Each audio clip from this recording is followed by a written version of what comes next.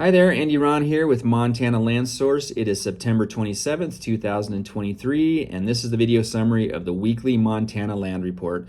The Montana Land Report goes out every Wednesday. It's free to sign up for at mtlandsource.com and covers all the market activity over the past week in the Montana land market.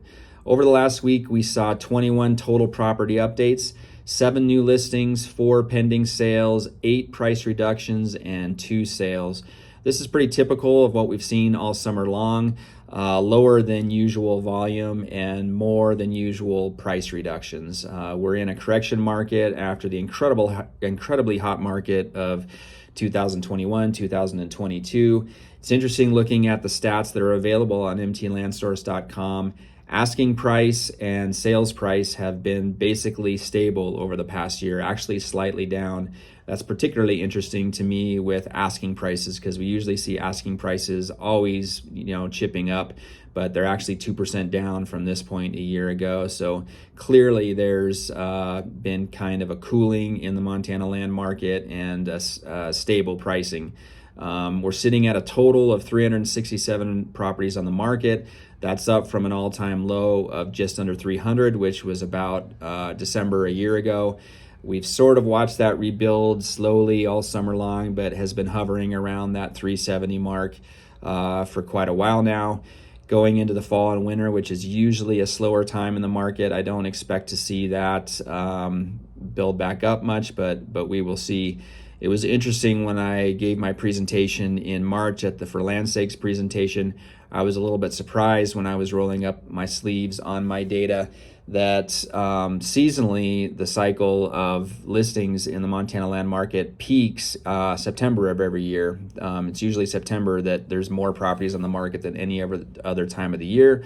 That was a little surprising to me. I thought it might be spring because early summer. Brokers, kind of rush in the spring and early summer to get properties on the market to hit that prime showing season.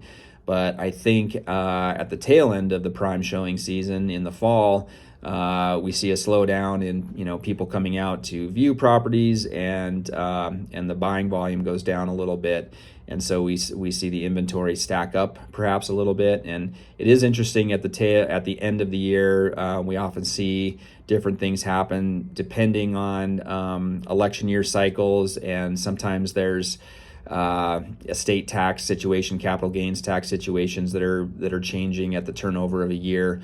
So we see different motivations, but often there's a little bit of a cooling, I guess I would say, in market activity towards the end of the year. So it'll be interesting to see, tail end of this season and going through the winter, whether we will see any building of inventory or whether we are kind of in a new normal of below 400 properties on the market at any one time. Remember, before COVID, we would typically see 600 to 700 properties on the market. That was normal pre-COVID, but we've been in the more like 350, 370 properties ever since. And so watching that with interest, whether again this is some kind of a new normal or whether we're going to see any buildup in activity.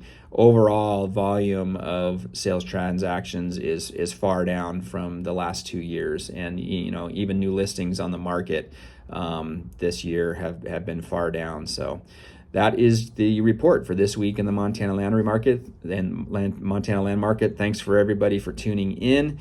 You can find these videos at mtlandsource.com, as well as lots of other content, events, and news on the Montana land market. Thanks everybody, and we will see you next week.